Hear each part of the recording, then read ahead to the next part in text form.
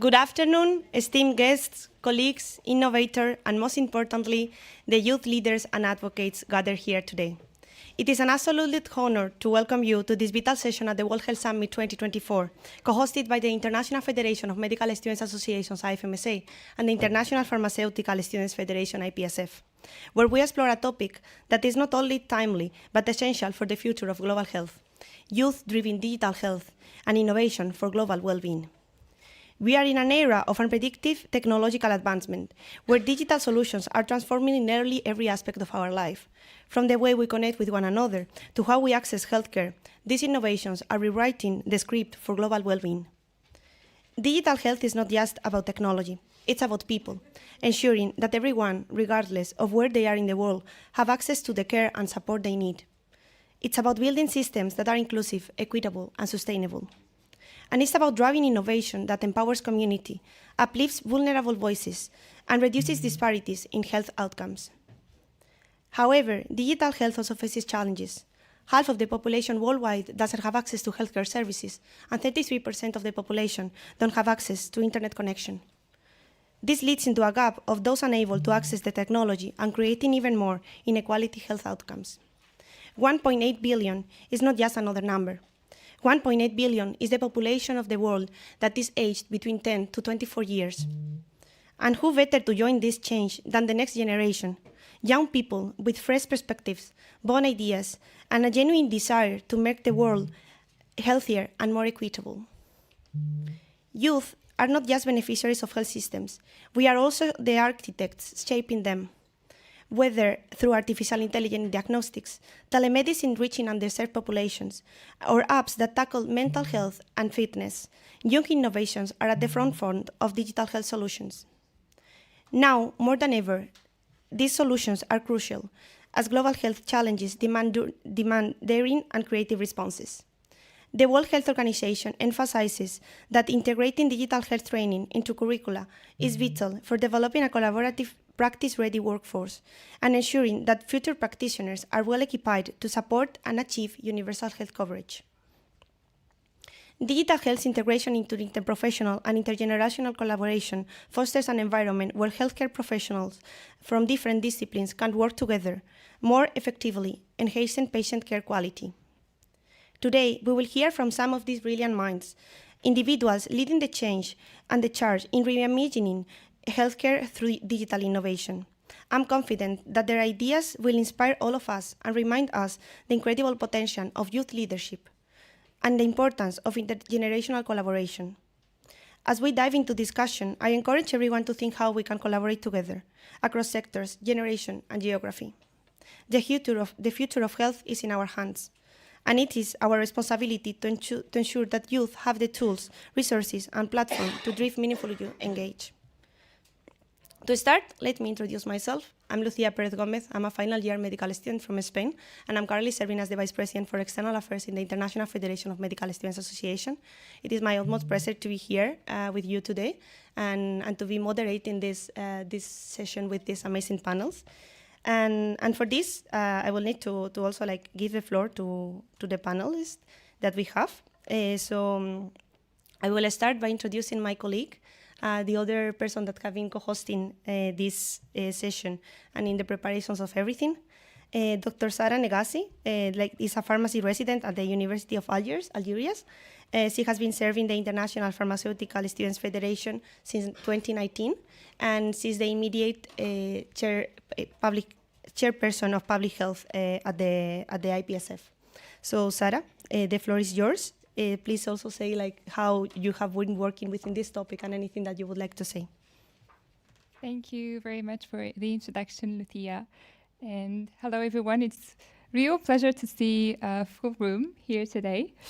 And also a real pleasure to be here to share the perspectives of pharmacy students, recent pharmacy graduates that IPSF represents, as well as some of our experiences in promoting digital health on both global and national scales. Just as a starting note from me, as all of you know, it is no secret that young people are very, very comfortable with digital tools and apps. We trust them and use them on a daily basis. We use them to incorporate and follow a healthy lifestyle. And youth in pharmacy, in the pharmaceutical sector, are no exception to this rule. At IPSF, we have 500,000 members who operate at local, national levels in over 100 countries worldwide. And despite the fact that they are spread in the four corners of the world, they all agreed to make digital health a priority to the Federation in 2024. And with that, they have all helped shape a global declaration on digital health that was adopted by our General Assembly in August, so just a few months ago. And that declaration was shaped through a bottom-up approach. So it starts from the commitments of our members on local, national levels, onto shaping the commitment of our federation as a whole. To give you a brief overview of the declaration, but you're very much welcome to check it out on our social media. So two main points that we highlighted there is that we first recognize the need to address the digital divide. And we really called on empowering a digitally literate healthcare workforce, because we believe this is very, very, very crucial, and it helps shape the future of healthcare.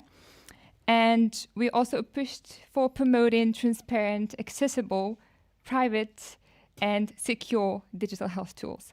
And this declaration will actually be followed by the development of an advocacy toolkit, which will be done throughout this year. And the aim or the goal behind this is to help our members step up their efforts in promoting digital health literacy and innovation in their own communities. And thank you again, Lucia. I really look forward to engaging in this panel today, and also hear and learn from all of you present here in the room. Would really love to catch up after the session as well and continue the discussion further. Thank you. Over to you, Lucy.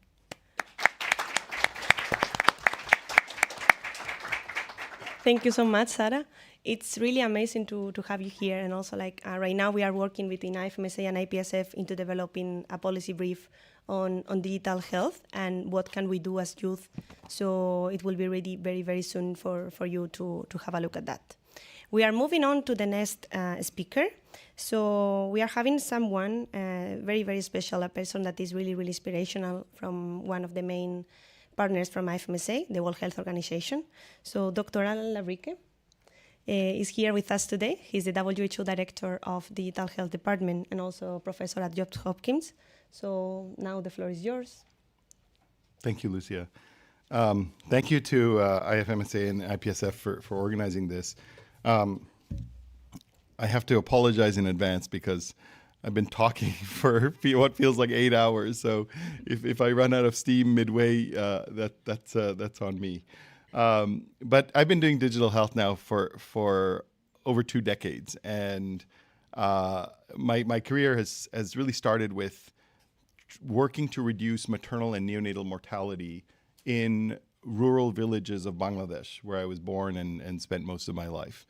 And it was this realization that simple technology innovations could determine the trajectory of life and death in a low resource setting, where technologies like a simple phone call could change the course of a human life. And that's really where this entire digital journey began for me as an infectious disease epidemiologist, thinking about how do we harness these technologies to be part of the fabric of health systems of the future.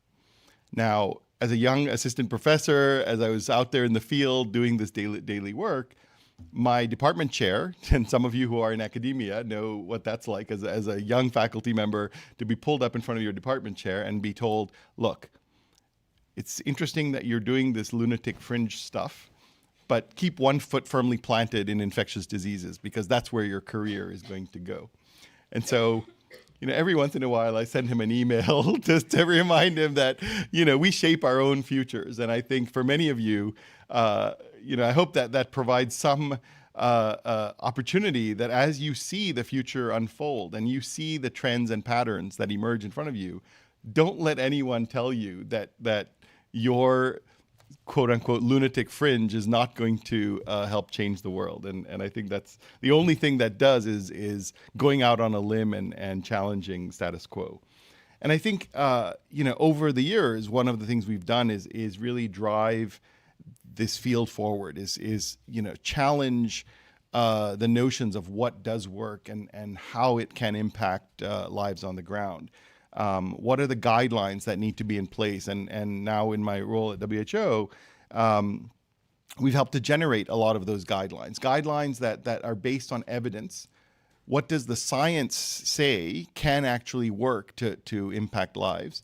And what do we need to continue to generate evidence around? And so, there's a shift happening, a tectonic shift happening in the world out there. And that is the shift from digital experimentation, which is something we've seen over the last 20 years, small projects here and there that are driven by what donors want, what politicians want, and not digital transformation, right? If you think about banking, for example, nobody in this room would think about going to a physical bank, waiting for 5 hours in a long line, submitting a paper request for cash, and then coming back the next day to receive your cash. That sounds like an absurdity, right? Because the financial sector has been completely transformed by the advent of digital. In places like Kenya today, the majority of financial transactions are happening using a platform called M-Pesa, which is a digital financial transaction platform that has changed the face of much of East Africa. And similar digital financial systems are changing the world as well. But I think for us to move from digital experiments to digital transformation, we need everyone in this room's help, because we have to build foundations, right? We're talking about building multi-story edifices of new ways of running health systems. And those have to be based on solid governance, policy, architecture, standards, interoperability, right? The plumbing that nobody wants to talk about, that is behind the walls, that allows the water to run to your rooms, the electricity to turn the lights on. But these are the things that are important for these digital systems to work. Earlier today, we were in a panel where we were talking about a duck. Okay, so imagine you're looking at a lake, a beautiful blue lake, and there's a white duck floating on the water.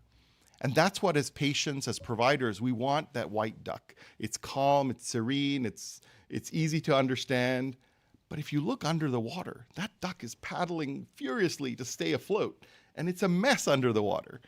But that's the hidden stuff that's happening in order for that beautiful duck to be above the water. You take away the furiously paddling feet, and that duck sinks to the bottom of the lake, and it's a tragedy, right? Similarly, it's this is the public infrastructure, the architecture that we are not now needing to pay attention to, that enables the things that we all care about: equity, inclusion, robust transformation that is sustainable over time, and that you as taxpayers aren't throwing money into things that are cool for a few weeks.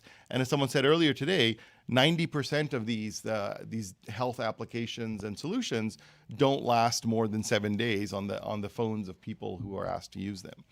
So I'm looking forward to a really exciting conversation today, and thanks for having me here.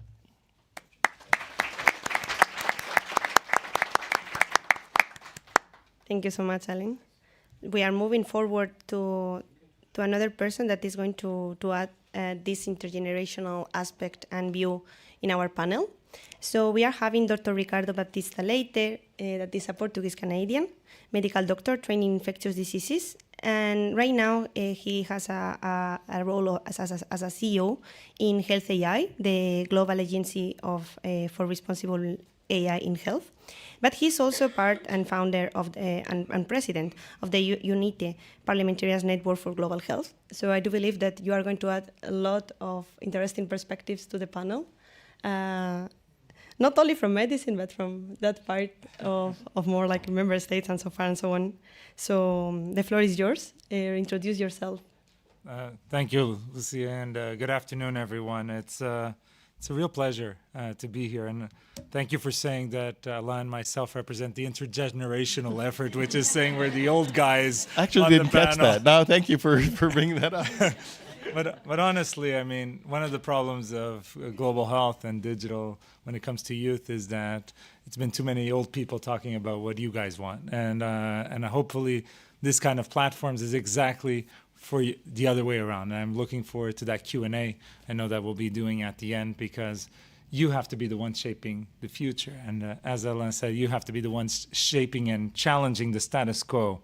So Alain and I have the privilege to call him my friend, but also a colleague and a partner in crime, as he normally says. We work a lot together under my Health AI hat particularly. And I'll get to that in a second, but we also share this background in infectious diseases, where my career started. And actually, it was a transformative period for me, because my parents were refugees from Angola. They went to Canada. That's why I'm Portuguese-Canadian. I was born and raised there. Then we went to Portugal, where most of my family was. But despite my parents having to struggle most of their life, they always made sure that their children had a pretty privileged life. And I never felt any hardship in reality. I'm very blessed in that sense. And so I went through medical school, with this idea that if people are not healthy, it's their fault. And then I got into infectious diseases, and it became very clear to me the social determinants of health. And it was a transformative period, and it shaped the rest of my life, because it humbled me on one hand, but it also showed me that there are huge portions of society that society prefers to ignore. And it's particularly working in HIV, a lot of young people that lost their lives struggling, living in very dire conditions. I never forget a situation where a mother, and this was probably one of the most marking moments for me, a mother would come into the ward every day to see her son, but we refused to go into the room because he was gay and HIV positive. And so she would go every day, look through the window, but would never go in, and he actually died. And, no matter what we tell her. And so those prejudices, those social constructs are destructive, and they're being amplified in many ways by many of the digital tools that are out there. And that's something we need to address very seriously. But later on, I was fortunate to also deviate also a bit from my career, and I got into politics, as was mentioned, and I served 4 terms in the national parliament in Portugal. I was also in local government. And when I got into politics, I shifted more into academia, and so my PhD work has always been on gamification of policymaking, using digital tools to help do modeling around policy to influence policymakers. And we were able to shift the way policies were developed using digital tools and modeling, for example, in Romania, in Spain, in Portugal, where I'm from. And when there was a need to address the issue that we had a cure for hepatitis C, for example, but the cost was so high, how do you make it a reality? And we were able to use these tools to move us in that direction.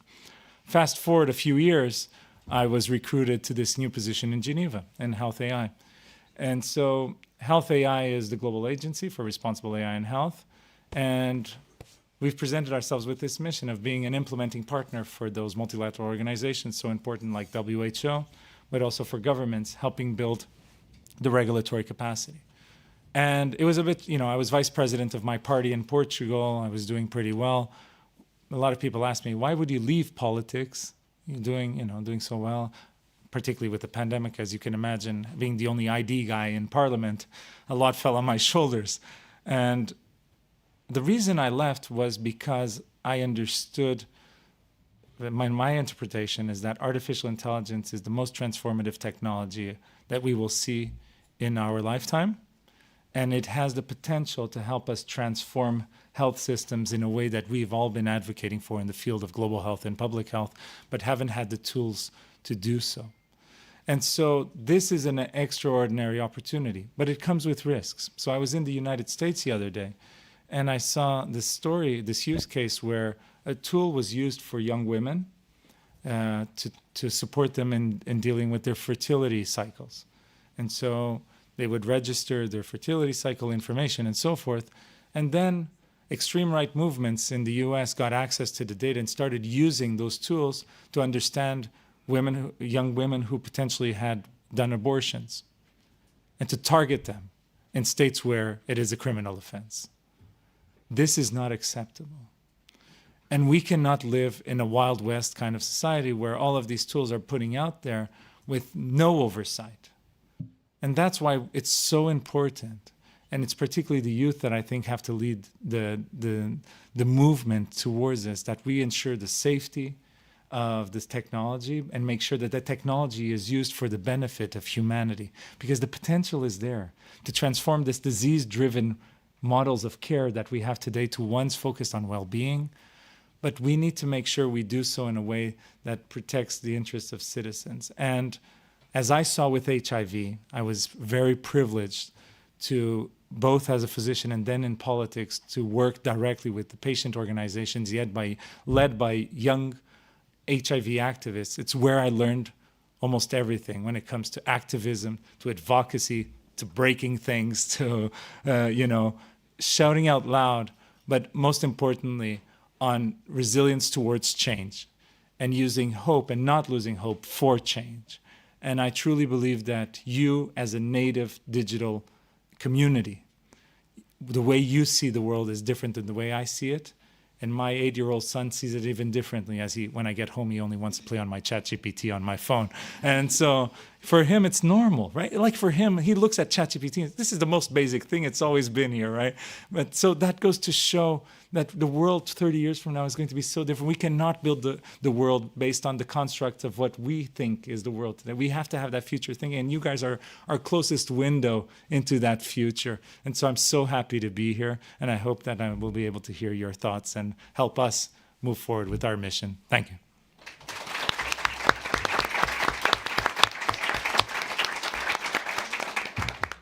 Thank you so much, Ricardo, and thank you so much also for bringing the point of how we are using the information that we are gathering through these old technology tools.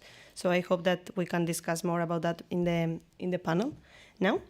So now we are moving forward to an engagement mechanism for youth that the WHO created. So we have one representative here from the WHO Youth Council, Whitney Gray. Is with us on behalf of WHO Youth Council. But she's not only here because of the WHO Youth Council, she also holds a very special position in digital transformation for Health Lab. She's Youth Engagement Coordinator, and they are doing an amazing job in digital health and in involving youth. So looking forward to hear from you. Yeah, thank you so much, Lucia. So let's do a little quick poll. How many of you identify as a young person? Raise your hand. Okay. How many of you identify as someone with decision-making power? Wonderful. Okay, so every year at the WHS, we have these sessions that are identified as youth driving something, right? And majority of the people in the room are young people. And I think that's amazing and that's wonderful, and we do deserve to be here. But at the same time, we need decision-making people present to hear these discussions to try to move forward with what we're calling on or asking for. So I think it's really enlightening that we did have some people here. I find that very encouraging. And before I get started, I just wanted to say to Ricardo's point around too many old people in the room, is that we still need old people in the room and we need them here to listen. It's super important. I think that we can't forget this intergenerational perspective that Lucia brought up in the very opening remarks, because without this, dialogue between people who are youth right now and people who really believe in the youth, we're not really going to move forward. So just to give a little bit of background from my side is that I come from a weird background, let's say. I started with biology and medicine, and then I got frustrated and I went to public health. And then I got frustrated again, so I went to international affairs. And I think that's just to say that I know a lot of people in this room, especially from IFMSA and IPSF or international relations, we sometimes get stuck in our fields. And I think it's a call from my side, and Alan mentioned this as well, is like never stop losing that curiosity. If things are making a gap or you're just not confident in what you're learning about or the groups of people that you're with, just forge on and try to find something that you think is really valuable. So from my side, I am a member of the WHO Youth Council, and I was involved in the inaugural cohort, which is why I'm here today. But as Lucia mentioned, I was on the co-chair of the UHC working group, and I've had a lot of opportunities to engage with different organizations through that capacity. But as the youth engagement coordinator for the DTH lab, I once started on the Lancet and Financial Times Commission, and that was roughly over 5 years ago. And at that point, there was no commission that actually had youth involved very concretely in its work. And with the commission, we were able to launch the first ever youth statement and call for action, which was published alongside the Lancet Commission. So anybody that was involved in that process, also IPSF and IFMSA were there. So a shout out to those groups as well. So one thing that I just want to mention before I hand it back over is that it struck me yesterday at the opening ceremony when we were talking about trust. And there was a lot of discussion around improving trust of our communities by trusting each other, our neighbors, our politicians, our scientists. And I've also heard about improving trust in AI and digital technologies and using these interfaces to also improve trust in science and policies. But what I haven't heard that is just as important is intergenerational trust. And that's a two-way street. So it's trusting youth on one hand, and it's also us as youth trusting in decision makers that are already there. And something that I think is really important is that we can't do it alone, that we actually really need each other. And so just coming back to my first point when I opened is if we don't have the decision makers in this space, we can do as much as we want. We can try as hard as we want. We've got great ideas. We've got great power. But they will not move forward in the same way if those current decision makers are not in the room. So thank you, and back over to you, Lucia.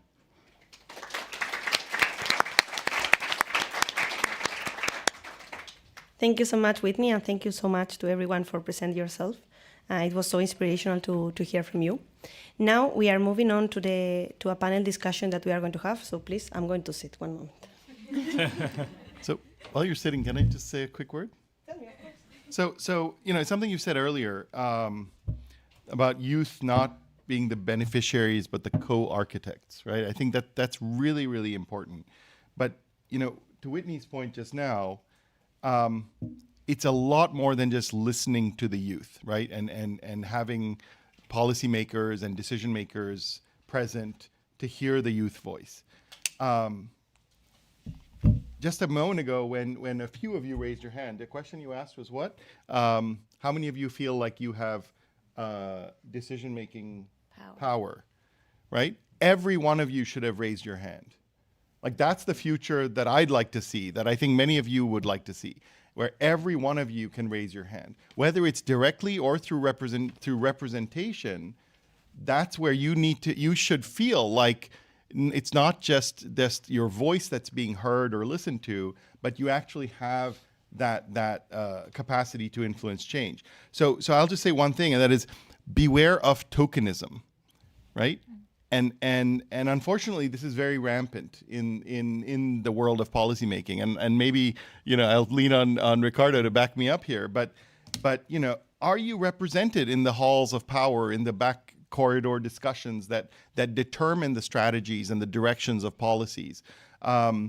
Was youth included in the decision-making process? So I think I'm very supportive of intergenerationality, given that, I'm transitioning right now to the next generation.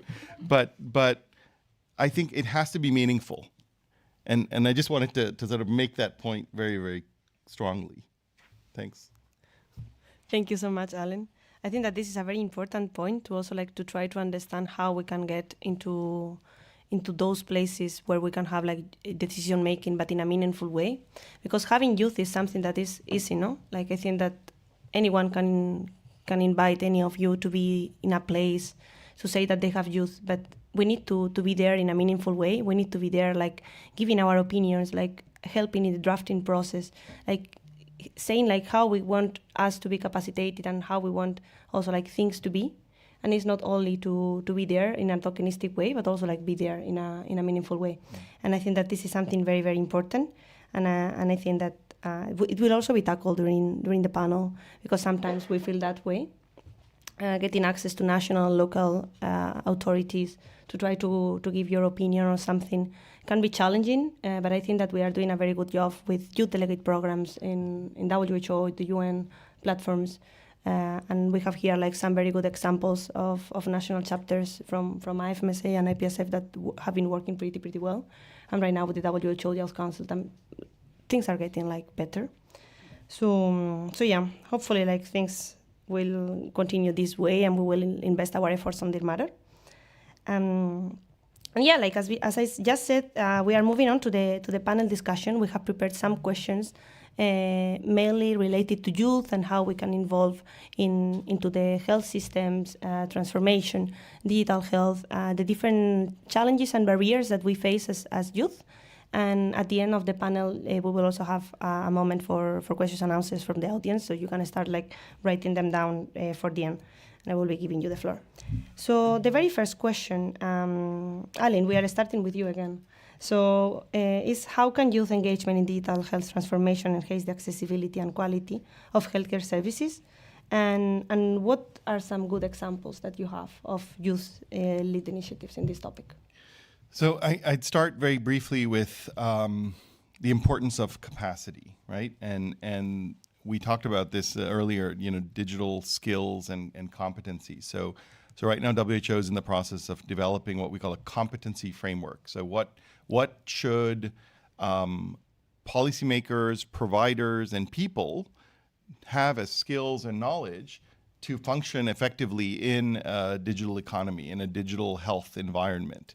And I think, to be custodians of your digital well-being, it's important that you understand what that implies in terms of responsibilities. And we're actively engaging, youth participation through the Youth Council, and as well as, through the Global Initiative on Digital Health, to make sure that as we're developing these frameworks and these guidelines, that there is a strong voice. I mean, we all fall short of the skill set that we need to be sort of responsible individuals with agency in a digital world, right? So let me ask folks. I'll take Whitney's playbook and ask a poll. How many of you have in the last year? I'll give a wide berth. In the last year, installed an application on your device where you've scrolled through the user agreement and hit OK so that you would get past that? Yeah, those of you who are not raising your hands, I'm sorry, I don't believe you, because I think that you can also raise your hand. I know, definitely.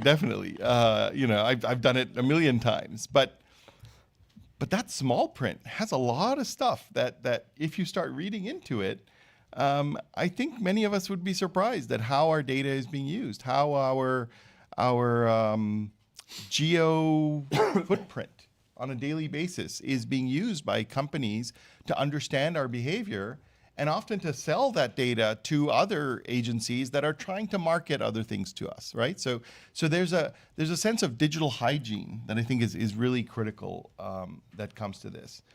But it's also recognizing digital determinants, right?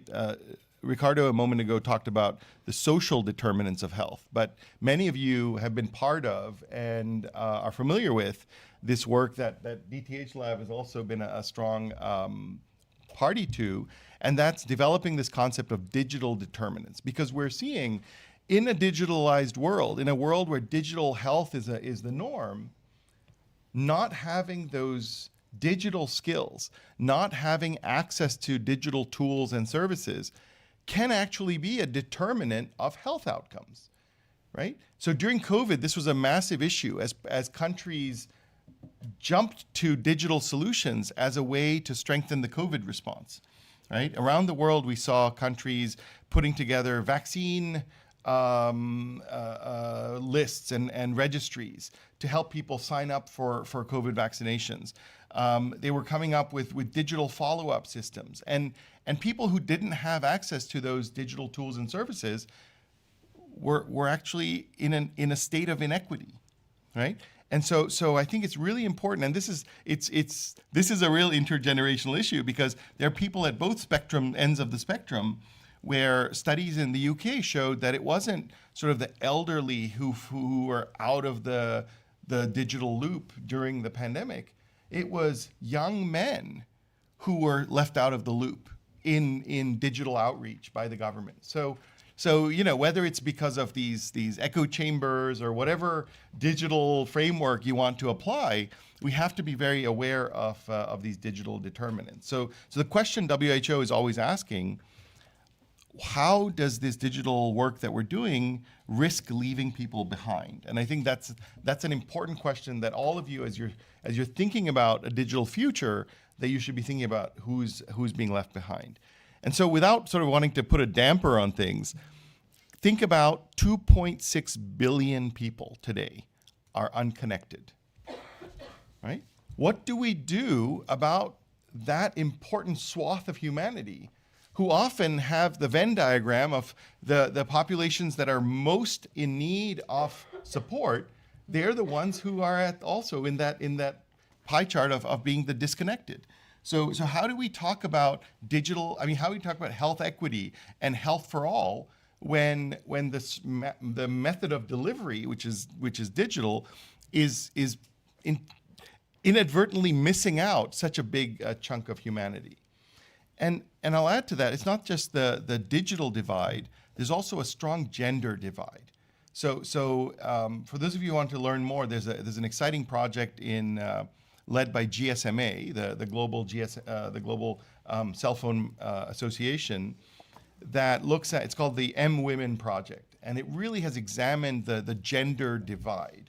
And it's stark in many parts of the world, in Latin America, in South Asia, in sub-Saharan Africa. The gender divide is almost as big as the digital divide. And so, it's important to understand that in many cultures, it still remains the digitally empowering people is a huge risk, because access to a phone, access to information, receiving phone calls from a health worker that may not be the same gender as the person receiving the call can trigger gender-based violence, right? So these are the sort of nuances and complexities that we have to be thinking about as we move into the world. And to answer your question, it's really the youth engagement and the youth voice that keeps driving forward the importance of these agenda. Because if there's one thing that you have been champions for, it is equity. It is inclusiveness in design, right? Youth today are by far, I would say, the most vocal advocates of that equity. And so it's really important to drive that forward. And then last, I'll just say the point is, we are in a constant battle since well before the pandemic, and that battle is against mis and disinformation. And if there's a dark side to the hype and hope of AI, it is the way in which these tools accelerate the generation of blatantly false and potentially harmful information. I'll say very clearly, disinformation kills people. Right? That's the position of WHO, because we have seen during the pandemic, before the pandemic, in the history in the recent history of vaccines, that false information propagated through digital channels has caused violence at a population scale within communities against individuals. And so we really need your creativity, your innovation, your advocacy to insist on mechanisms that can identify disinformation, that can curtail the production and amplification of false and misleading information, and to make sure that we're building resilience in future generations to be able to distinguish and identify and think critically about information. So one of the things that excites me, you asked for examples, in India today, BBC and the government of India have teamed up in terms of training the young people at the elementary school level to distinguish and ask and challenge information that they come across through channels like WhatsApp, which is a major channel through which disinformation is spread. And so think about it as a vaccine to disinformation, right? Can we create that resilience in people to be ready for disinformation that when they encounter it in the wild? That's my sort of brief summary. Thank you so much. So I think that it's very, very important that you tackle the point of capacity, because like as much as we are talking here about youth engagement, it's also of how we are capacitating youth in order to be engaged, and what we receive from our academias and universities, or even like in elementary schools, because like this is a very, very important topic, and this, if it's not tackled now, it's something that will also like increase the inequalities between global north and global south, according to the current inequalities that there are. The point of digital determinants is something that is very, very interesting. So if you are not familiar with that, I really encourage you to do a little bit of research on that matter. Later, Whitney can also like explain to you a little bit on that matter, because they have worked a lot on DTH Lab. And now we are moving on to Sarah, to hear from her, and also to hear from some examples of what they have been doing as youth-led initiatives in this field. Thank you very much, Lucia. It's very, very hard to give an intervention after the very insightful intervention of Alan, but I'll try to be brief and maybe reflect on some of the youth perspectives. But I also I'm curious to know one thing towards the end, so I would have a very brief question. And that maybe I'll reflect on that as well. I would love your perspective, since we're promoting the intergenerational debates today. Yes, so 3 main points for me. One thing that is great about young people is their creativity. So they are very, very much creative. I think also Ricardo mentioned earlier gamification, so we do love that. And I think so many of you would agree with me.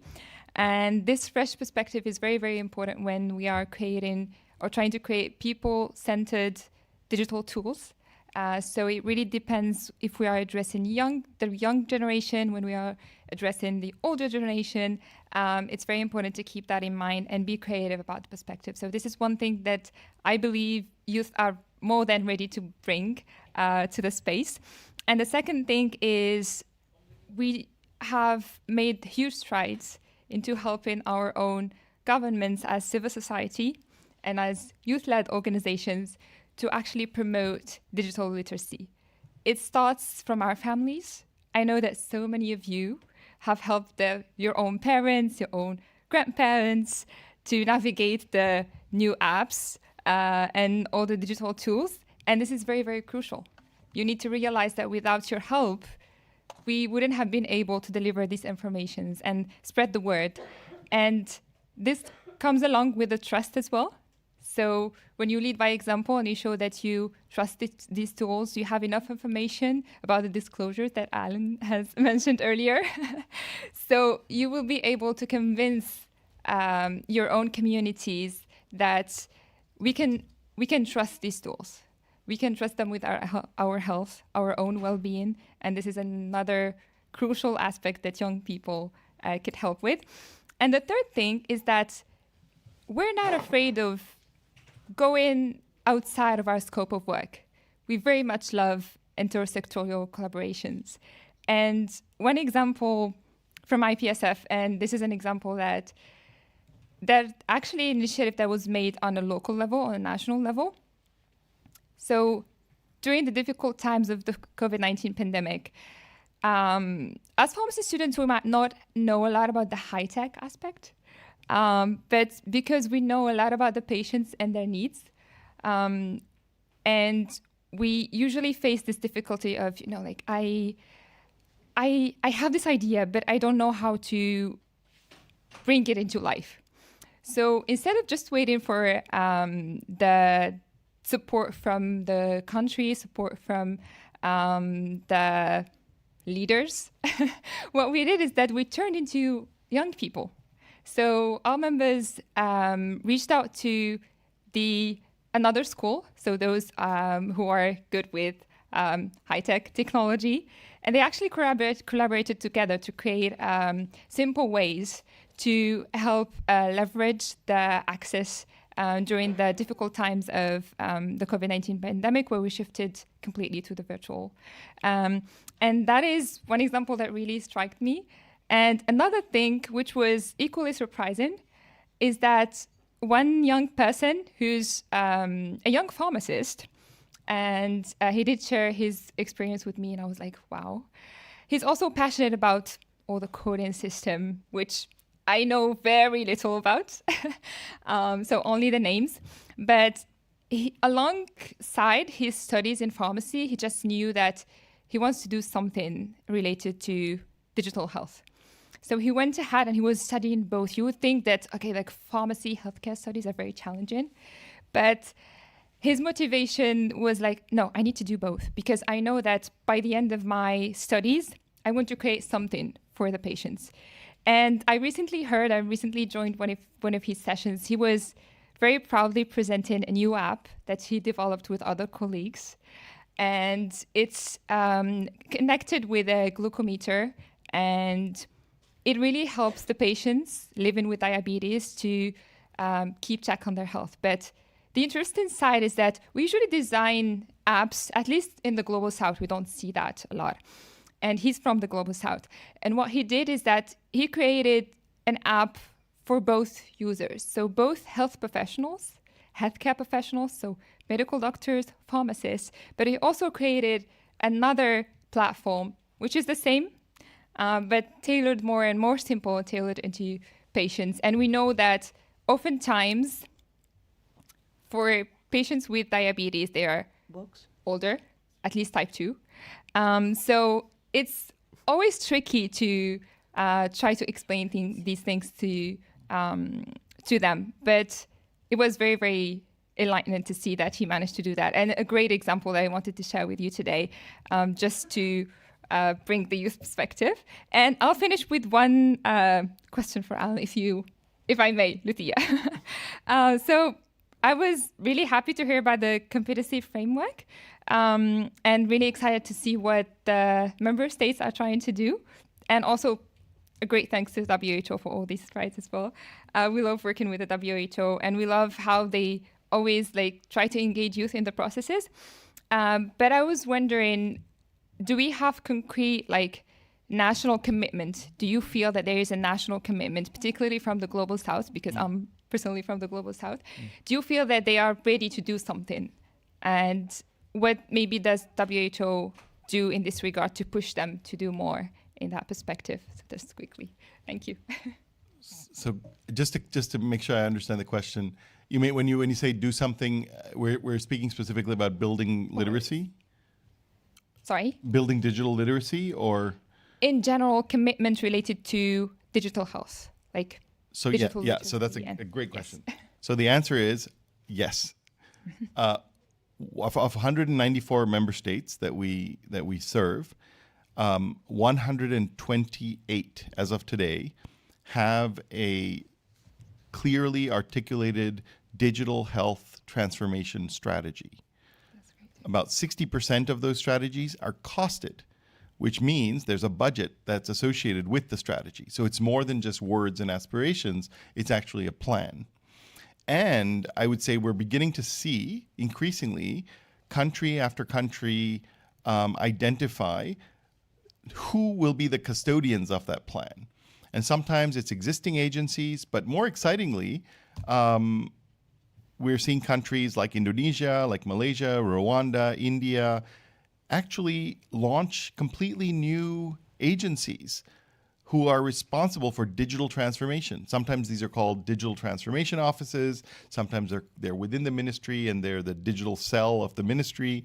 But these are now people with a mandate and a budget and deliverables to make sure that this digital transformation happens.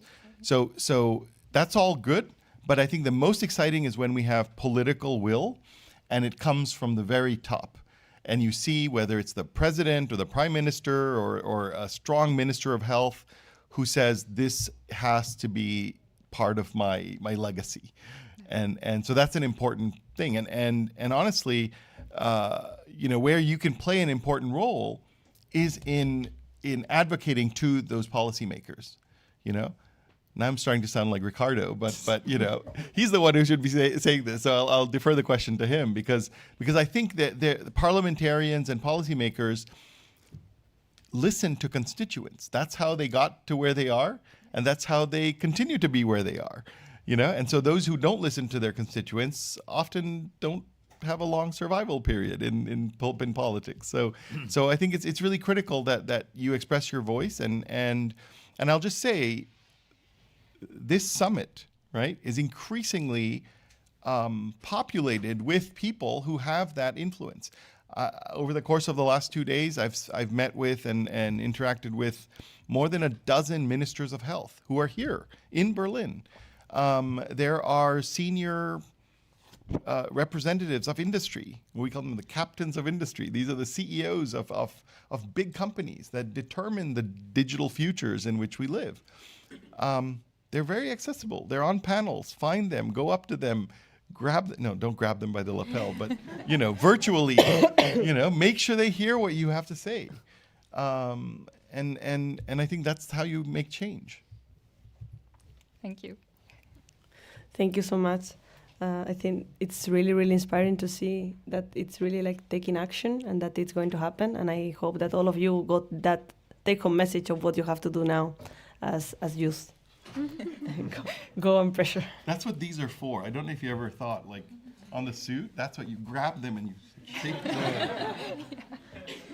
Don't need to be so aggressive. Okay.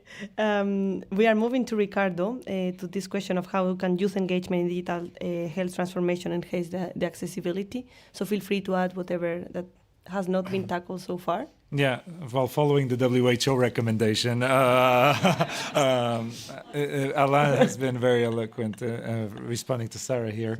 And maybe I'll just add a few more things.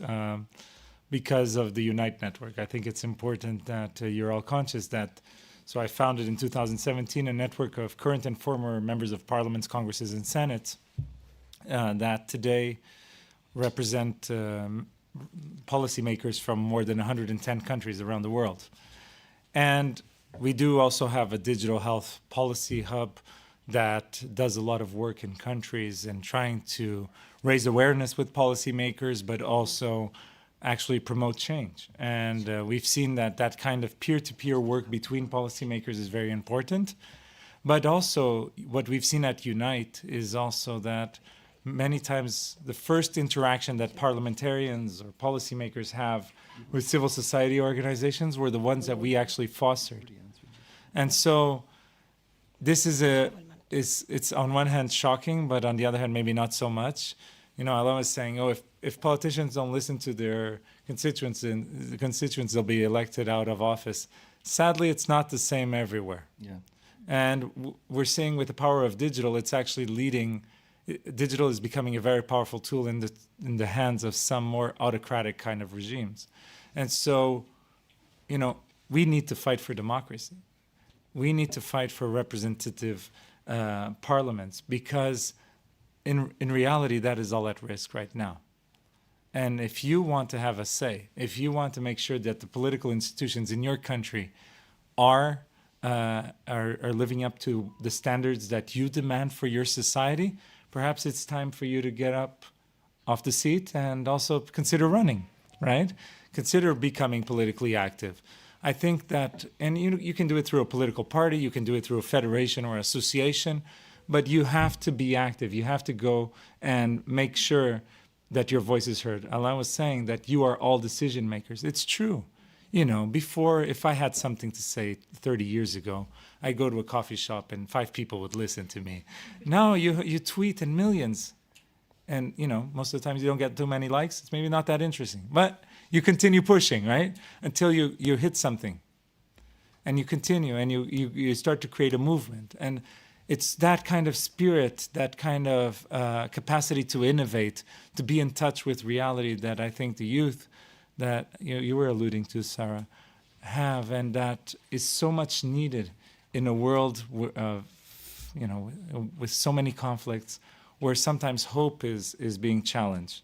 And I think, Lucia, you were mentioning the intergenerational role of the youth. We saw it 15, 20 years ago. There was a lot of debate how Estonia was transforming their whole system and putting it on digital, and people were saying this is going to exclude the elderly population. It was the youth that played a very important part in the family households and making sure that people knew how to transition. But also the local parishes and the local authorities created ways that would support the elderly population or the less digital literate to be able to do that transition. So it's a question of leadership, and it's a question of willingness, right? And making sure that we are inclusive. And that's one of my concerns nowadays. There's a book called Power and Progress that looks at the evolution of technologies over the last 1,000 years.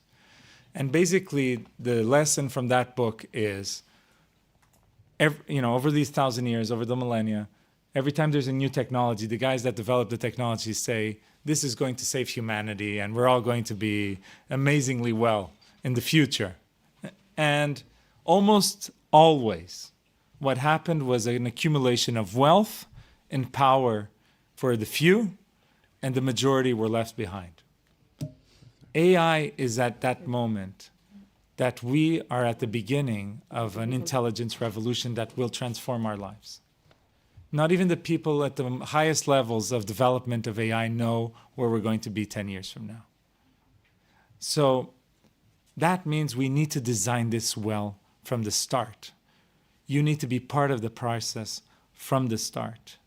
The only situations within that book that throughout those 1,000 years in which technologies actually had a universal impact was when they were designed from the start to be equitable and to have inclusivity embedded within the development, deployment, and implementation of the process of the technology into societies. We can do that. And the youth can play a very active role. And there are many ways. I already mentioned how Unite can help you and your institutions connect to the policymakers in the countries. We can do that together.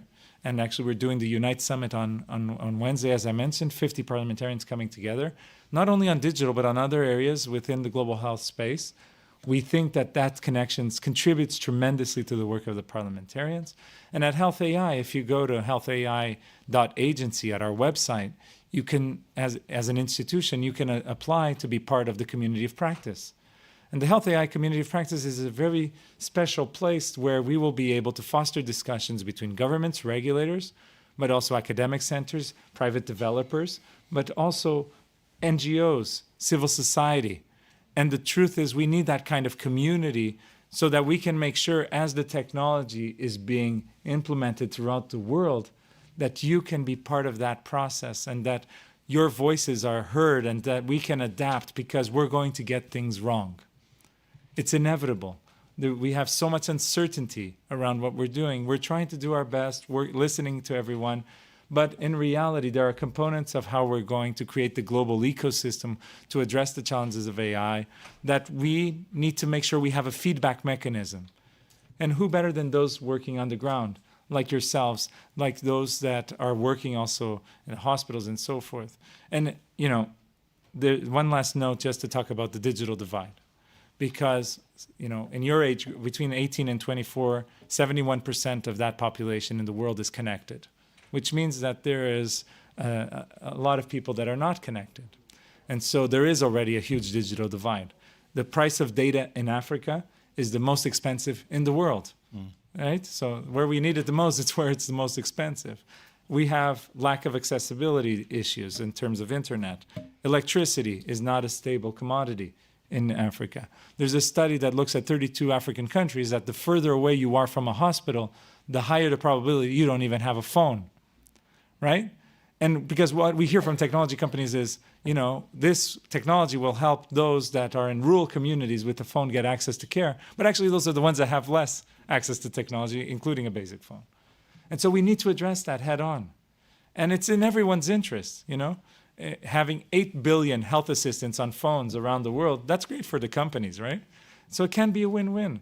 And so I think that we are at an exciting moment in history where we truly can come together.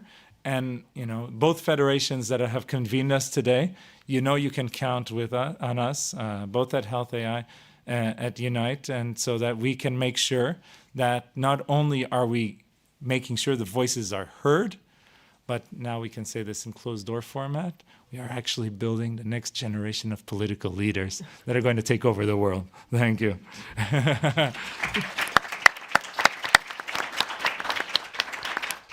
Thank you so much, Ricardo, for bringing that. And I will be more than happy to discuss later on how we can collaborate more and more together. Personally, I'm really, really interested in politics, but this is not something that it's in my IFMSA position. So let's leave that for another moment. And can I just say, we can talk about that part. We'll get you settled and get you a campaign manager and all that. But I have to say, I'm very impressed also with another thing in this room, which is how well dressed everyone is. I mean, this is good looking, right? They're not only good looking, but you guys are sharp. You guys are ready for office. I mean, you're ready to lead. Yeah, you're looking amazing. And I would also like to add one thing. I said intergenerational, but I think that here there is also a very important aspect that is to bring people from different sectors. At the end of the day, digital health is not just health. It's about money, funding. So you need to bring a lot of people into the table, a lot of politics, a lot of member states. So we need to have a very huge collaboration between the different sectors, and it's not just of the people that is taking care of the health aspect. Now we are moving on to the next question. We are running out a little bit of time, so let's try to be brief, because now we are having a question that is directed for us, for youth, because I want to hear from Sarah and from Whitney perspectives on what are the key challenges that you have faced when trying to enter into the digital health sector and trying to work on it, and also how do you think that we can address this. And right now we are starting by Whitney. Okay. So thank you for the question. I'm going to try to break it up into two parts because I've been at a conference for over a week and I'm looking at your faces and you feel like you've also been in a conference for a week. So first I'll just start with the challenges, and I'm going to try to keep it really practical because in my time with the Lancet and Financial Times Commission, we asked young people this exact question: what are the challenges and barriers? And there were three main points that we came up with. It's that young people are kind of faced with the divides in access to and effective use of digital technologies. There's uneven levels of digital health literacy. And lastly, there's weak governance. So a lot of these points have already been mentioned. We heard from Alan that there's 2.6 billion people without connectivity. We've heard around like the poor governance schemes that are existing and the need for youth to be involved. But the thing is that these challenges are not always associated to the traditional healthcare spaces, that these are actually in addition to, where health is being shaped in everyday life. And for young people, a lot of that everyday life shaping happens in the digital online spaces. So young people face a double-pronged challenge when considering health in a digital age. First, it's accessing health services through digital innovations. and it's also digital spaces affecting their health. So that's where this digital determinants discussion has come into play. And I'd be happy to talk to any of you that are interested afterwards. I also saw our policy and research coordinator in the background who likes to hide sometimes, but she's brilliant. So she's probably better to talk to than I am. But so the second part of the question is, how can we really address these challenges? And I think it's really important that we've talked around the inclusivity and the equitable access and participation for all. And this is, on one hand, including young people, and on the other hand, taking action on what they ask for and doing it with them. So actually having young people as key partners. And this is where the work of the lab, in my opinion, also as a young person, has become very impressive. We've actually just launched a call for regional youth champions, and I know several of you in this room applied for that group. And we had 3,000 young people around the world apply for that position of 10 spots representing each region. So the level of young people who are invested in this specific topic and want to partner and co-create is astounding. It truly is. So the lab works on 3 key areas, and one of those is building digital first health systems. So this work is really based on the recommendation of the Commission that for young people's health and well-being to thrive in an age of digital transformations, stakeholders must enfranchise and empower youth to co-design and critically engage with digital first health systems. So after a 1.5-year-long process of involving youth at the global level to come up with shared values and features of what digital first health systems look like to young people, what they want them to be, we launched a global report at the beginning of this year, which I encourage you all to check out. But from there, we kind of got to this issue of how? How do we actually do it? So we've got our values, which oftentimes are very much shared, and we've got features that we want. We have tech innovations that seem very promising. But how do we actually do it? And this question is actually a lot harder to get at, because I want to tell you that youth and experts or seasoned experts or older people alike, it's hard to imagine what you can do when you're so confined to your current status and your current position. So it's actually really difficult to have these foresight discussions around what do you want a digital first health system to look like? How do we actually achieve it when we're so stuck in these confines that are actually really difficult to imagine, past? And so right now we've led around 10 different regional workshops in partnership with IPSF and IFMSA, Global Shapers, EMSA, a lot of other partners. And all of these regional workshops have actually been led by the regional youth champions, mostly in person, to try to get interactive workshops where we try really hard to press young people, how do we do it? And with that information, we will launch a regional report later this year, most likely early next year. And then we will start a consultation with youth and kind of key actors in all of these spaces. It was alluded to earlier that we need to go beyond just health professionals. So with our kind of expert group from the Lancet and Financial Times Commission, we also have a great pool of private sector engagement, member states, NGOs, international organizations. And that's where we're really trying to get to the how of building these systems that are not only kind of designed by young people, but co-created by them and also, involved with them in the implementation process. So a key way that we can address challenges identified by youth is to co-create the solutions with them. And this not only ensures equitable access, but it also improves the participatory action of young people, which I think is really, really important to this discussion as well. I think we're short on time, but I hope we can get to my next question because I've got a lot to share there too, okay? But I pass it back over to you, Lucia. Thank you. Okay. So, Sarah, very briefly. I'll just add one point and be very brief. when it comes to low and middle income countries, we also have a challenge of resources. We don't have enough. We don't have any. So I'll just quickly take off my IPSF hat and wear my pharmacy resident hat. So I work at a hospital. And a few months ago, we were very, very excited when somebody from our Ministry of Health came, and they were there to present a new tool for us to facilitate the process of medication distribution all over the hospitals in my city. But by the end of his presentation, the first thing that I asked him is, do you know that internet access is not very reliable in this area? So how do you expect us to actually use this tool? Have you thought about this?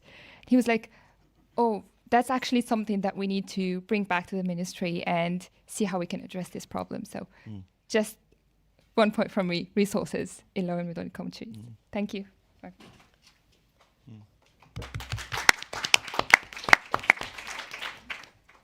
Thank you so much, Sarah. And I really think that each one of you would also have like your own challenges into the implementation of this, and later on we can discuss together when the session is finished and along with our different networks. For IFMSA people, I will be more than happy to get to know more about what you have in your different settings. So we are moving to the last question of the panel, and is, in which ways can youth-driven digital health initiatives contribute to building resilient health systems and achieving UHC, particularly in underserved communities? And for now, we are starting with Ricardo. So, first of all, I want to pick up on this issue because I think it connects with what we're talking about, of access to internet.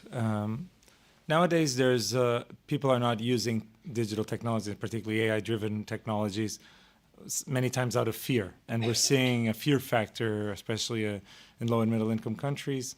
But it's also due to lack of infrastructure, due to lack of connectivity. And I think to address this, we're going to have to solve some issues. First of all,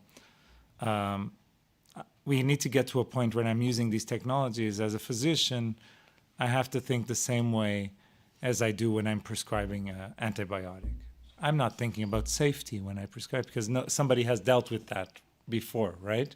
And so having an ecosystem in which when it reaches the moment when I'm in front of a patient and we want to use a certain technology because it will lead to better health outcomes for that patient, we better have solved all of those issues so it becomes seamless, right, the way we use it. The second issue is the more embedded within our life the technology becomes, the easier it is for the adoption. And that, I think, is something that the youth are very conscious about. Like the way we, if we want to go from here to wherever, to a club you guys heard about in Berlin, you're probably going to call an Uber, or if you want to walk it, you'll use the Google Maps or something. And you're not thinking about the AI behind it, right? But it's there, and you're using it. And I believe, honestly, that the most successful AI technologies that will transform health systems are the ones that we use without even knowing. And so that, I think, is going to be a critical factor. And the other is the internet access. Particularly in low and middle income countries, a lot of companies are starting to invest on what they call AI on device. So technology that uses the capacity of AI, but does not depend on internet access. And some of these companies are also developing technologies that then use renewable sources of energy like solar and so forth to make sure that the whole ecosystem to use those technologies in a certain context, be it a village or a tribe in a lower middle income country or wherever, does not depend on having that consistent access to energy, to data, to the internet, to electricity. And so having all of that in the mindset of who is developing the technology is so important, but it also depends on our leaderships and our governments. A government to go to a hospital with a solution that is not adapted to the local reality, I mean, honestly, it goes to show that there's lack of capacity that we need to build up. And so it's so important that governments, regulators, the local ecosystem is able to evolve that way. And even within hospitals, the idea of the hospital computer guy, right? For those of you who have worked in a hospital, what do? Right? Honestly, they are the people who substitute the printers, right? In some countries, the fax machines, which are pretty big in Germany. But also, they fix the software on the computer or whatever. But that's not what we need. We need people, the ICT leaders of tomorrow within the health sector are the ones that have to work with the patient that is being served and with the healthcare workers to design solutions that can actually lead to better outcomes and be part of that health system transformation. My last point regarding UHC and universal health coverage is that the Western world and the richer countries of the world don't have health systems.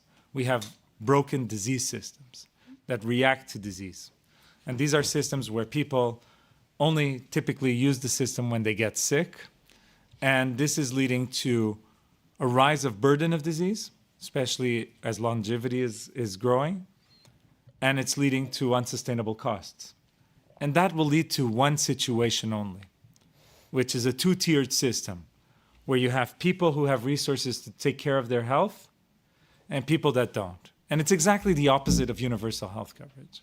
And what I'm seeing, and this is the part that I'm very concerned about, and the younger generation has to speak out, is that we're seeing in many contexts that we're exporting this broken disease model into low and middle income countries, that in the absence of infrastructure, it actually represents an opportunity with the power of technology to leap into a future that overcomes many of the problems and challenges that we faced building up this broken model.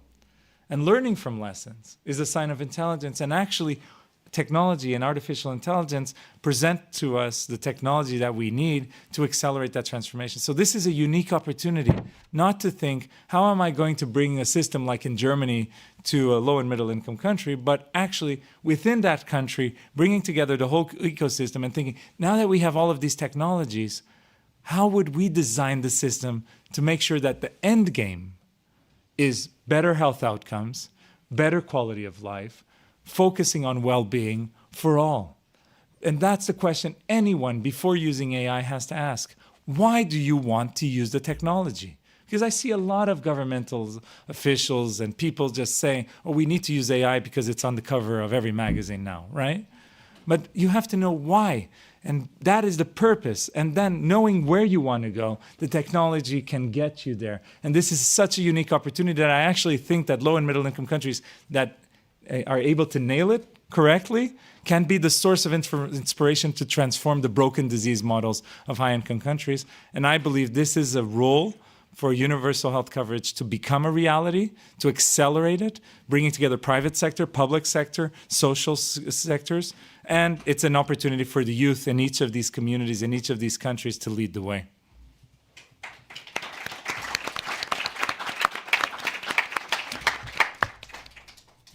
Thank you so much. Whitney, what do you think about this? You were looking forward to this question. The question. Okay, Yes. I was gonna say I can't. That was super Yeah. powerful. Yeah, I'm still Done. taking notes. If you had a mic, you would drop it. Yeah, exactly. That's really good. So I guess the question that I was asked is, in what ways can youth-driven digital health initiatives contribute to building resilient health systems? And I think I want to change the question just ever so slightly to really focus on youth initiatives that are driving change in creating healthy societies. Because several of you know now, as it was released yesterday or announced, let's say, by the Director General of the WHO at the opening session, was the Youth Declaration from the WHO Youth Council. It's the first ever declaration from the Youth Council, and that in itself is very powerful. I also wanted to mention it because I know several of you are in this room or in the council, also including IFMSA and IPSF. But it's a bit of a shame because at this very moment is when the declaration is being launched. And I was a very integral person in that process, in the planning committee, in the drafting process. That was an 8-month-long process. And it just so, it just so happens that this event coincides at the exact same time. And I wanted to allude to that because I think it's really important when youth spend a lot of time doing something very innovatively, very shared in a place that the institution itself really wants to promote that we can't all be a part of that space and in that celebratory aspect. So I'm going to share it here because it's really exciting. And I encourage, everyone after this session to try to get a copy or download the declaration with the QR code. I invite you all to support it, either individually or endorse it as an organization. And there's 3 main areas. There's 3 priority areas that we outlined. And I think it's important before I dive into the declaration just ever so slightly, is that we never sought out or had the ambition that we would represent the youth of the world. Okay, I think it's really important, especially to this conversation, that we are privileged to be part of the Youth Council. We're privileged to be in this space here in Berlin. And there was a lot of shared gratitude from the Youth Council and the regional youth champions alike, that we realize that, we know that. But with that being said, we had a very intensive process to get to where the declaration is. And we hope that you will read it. The 3 priority areas are around health, education, and literacy. The second one is around creating sustainable health systems through addressing issues as equity and sustainability. And the third is around transforming and elevating youth leadership. So, like I said, I really hope that you can support it as an individual or you can endorse it as an organization. We would love your support. And with that, we try to make action in the 10 areas outlined in the declaration. So one really quick thing from my side is that the declaration was supported by Bertelsmann Stiftung and the World Health Organization with support from the WHS. So it was a very collective effort from high-level organizations in the space. And something that I think is really important to highlight that I've just kind of mentioned is this shared gratitude that all of the members of the youth conference had, all of the members of the planning committee of the declaration.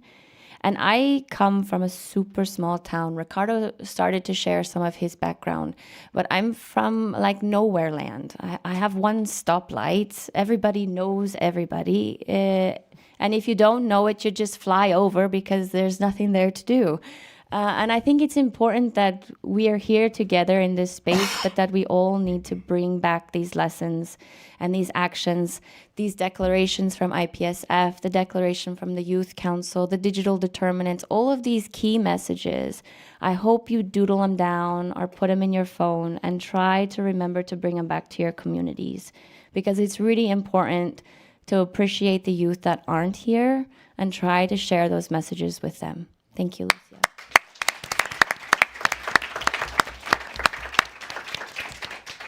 Thank you so much, Whitney and Ricardo, for your interventions. That touched me a lot because I'm also from a very, very small town in the middle of the countryside in Spain. And to be honest, I'm enjoying right now a lot my position in an international aspect of the federation. But to be honest, what really inspired me is to bring back to my community and to bring back to my hometown what we are doing now at international level. And I really hope that after I'm done with this position, it's something that I can continue with doing, because it really it touched me a lot. It inspires me a lot. We are going to continue with Alain. So try to be short, let's say. All right. I'll just not that short. Huh? Not short, but not that short. Okay. Lots of parameters. Okay, just a few quick thoughts regarding UHC. Right, I'll just give you a few quick things, because I'll focus on the first word. Right, Ricardo focused on the second word. I'll focus on the first word. So the first word is universal. Right, and as an epidemiologist, I always talk about the fact that you can't do anything without a denominator. Right, and universal is ambitious because it's means everybody. And let's start with something that's a foundational digital public infrastructure, which is digital identity, right? So many digital systems around the world are built around that one robust foundation, that there is a way to identify people in a way that they can have a health record that follows them through time, that those of you who are clinicians, you appreciate the importance of continuity of care. In much of the world, when you see a clinician, whether you're 15, 27, or 39, it's like the first time you're seeing a clinician. There's no history, there's no background except what you can communicate in the 30 seconds you have before the clinical encounter happens, right? So that's an injustice that we have to combat. And you know, there's a saying, you know, people who aren't counted don't count, right? And don't count, not that they don't count, they don't matter. And I think that's really foundational to why identity is so important. So I don't know if everyone knows this, but there's 1 billion people today on this planet who have no formal identity, right? That means they don't have an ID card, they don't have a passport, so they're not countable or counted. And I think that's a fundamental part of this. 81% of those people live in sub-Saharan Africa and South Asia. So it's a resolvable problem, but we have to make it a priority, and you need to advocate for that. I think the other part of Universal is something that I experienced yesterday. I had the privilege of being on a panel around disabilities and inclusivity of people with all types of abilities and challenges. And you know, there was a person in that panel, Haben Girma, who many of you may know. She's the first deaf-blind person to graduate from Harvard Law School. And I left that room so humbled and inspired by, you know, the championship that someone who has had to struggle their whole life has been able to achieve. And I think about, you know, many of us in the room have such opportunity to champion inclusivity, to be universal for people, not just people without identity, but people who are often at the fringes of society left out because they are differently abled. And I think we need to insist on that not being something that's nice to have, but something that we must have as part of our future society. And finally, I'll end with an example from COVID, because I think one of the exciting intergenerational breakthroughs that happened during COVID was young people acting as digital Sherpas, right? So in many countries, we talked about this a moment ago, countries that launched digital systems, a lot of the older citizens of those communities didn't have access to digital technologies. And what happened was they set up these either formal or informal digital Sherpa systems where young people were able to serve as digital navigators. So digital natives helping people who weren't digital natives to navigate that foreign territory. So I think there's some exciting opportunities there to really strengthen the U in UHC. That's sort of my 3 bullets on universal health coverage. Thank you so much. Yeah. I have a story I wanted to tell, if I give you 1 more minute. Wait, let's Okay. go to Sarah. All right, Sarah. Okay, Sarah. I'll give you the time back. I think the colleagues here have covered it all, so happy to move us to the last words. Okay, Thank you. so we are moving to the last words. I don't think that we have time for questions, so that you can approach any of us right now. We are really sorry, but all of us wanted to share a lot, and I really hope that you enjoyed what they have shared from the different perspectives. So we have like 30 seconds for last words. We are starting from here to there. So with me, you are starting. Oh, honestly, I feel like this talk has been really insightful. I think you guys did an amazing job of bringing together different actors to talk about their areas of expertise, what they're working on, what's working well. And so hopefully you've enjoyed it. I think I've already kind of given my call to action for the declaration and some of the reports that I hope you pick up and read. But I think that's all from my side. I'll just keep it short and sweet. Thank you so much. Thank you so much, Whitney, for coming. my short closing remark is actually a story, because I'm a lifelong fan of science fiction, and I think the reason that I'm here today is because I've always been passionate about science fiction. So when I was a little kid, I was watching endless hours of Star Trek. And for those of you who may not know what Star Trek is, it's a show about people going to space, et cetera, et cetera. But Gene Roddenberry in the 1960s, before I was born, I'm not that old, he came up with this idea that you could have a future where people would have technologies. And he imagined this technology that everyone in this show had. They had a technology in their hands which they could use to communicate over long distances. They could look up information. They could scan things and identify what they were. And they could use this technology for a whole range of just impossible things at that time. And today, everyone in this room has one of those communicators that was just so far off, impossible technology that was imagined in the future. So I think you need to be the Imagineers of the future that you want. And DTH Lab actually did a fantastic piece of work. If you haven't seen this, they asked young people to imagine the future that they want, digital and not. And the stories that come out of there, the positive and the dystopian things, help us to understand that we can move positively towards the future that we want and move away from the future that we don't. And so imagine the future that you want and help create that future. Thank you. Great. Thank you so much. Sarah? Yes, I'll be brief. So to my colleagues, young people here in the room, let's keep pushing. And to the world leaders, please create policies that put the young people at the heart of digital health promotion. Thank you. Well, to end, just to say maybe one last component that I didn't mention in my previous intervention, which is all of this really will work if we're able to embed incentives throughout the process. And so thinking about where we want to go, as we were discussing before, but how do we get there will demand putting in incentives within the system. But be very careful when you're pushing for this on getting the right incentives. Because the other day I was having a call with a guy and he had his phone on a swing on his desk going back and forth. And I said, why do you have your phone on a swing? And he told me, oh, it's because my insurance company gives me a premium if I do 10,000 steps a day. And so you can have good intentions, but then have a bad outcome. So be careful for what you not only wish for, but what you design for. But it's been a pleasure. And we're counting on you guys to help us move forward. You can reach us on social media and so forth. Thank you.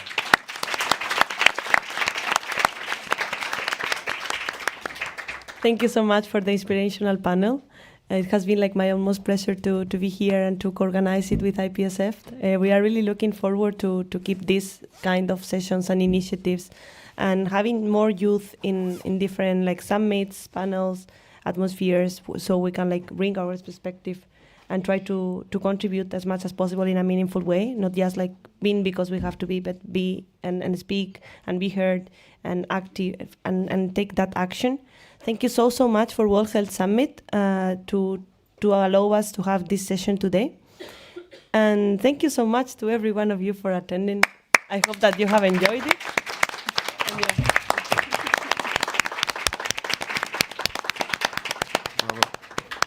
Done. Thank you. Yeah.